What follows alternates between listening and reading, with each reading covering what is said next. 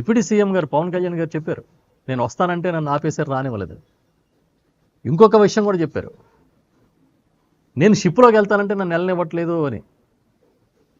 ఆయన ఏం ప్రతిపక్షంలో లేరు.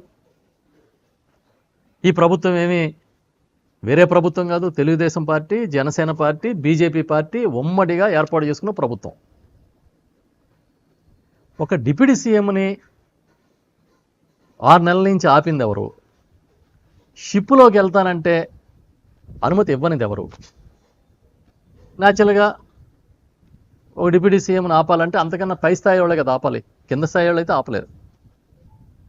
అంటే ఎవరై ఉంటారని, ఎవరు ఆపుంటారని, ఎందుకు ఆపుంటారని ఈ ప్రశ్నలన్నీ ఇవాళ సామాన్యులు కూడా వస్తున్నాయి. తప్పు కదా పాపం, ఆయన దీన్ని నిగ్గు తేలుస్తానని చెప్పి ఆయన వస్తాయంటే అలా ఆపాలని ప్రయత్నం చేయడం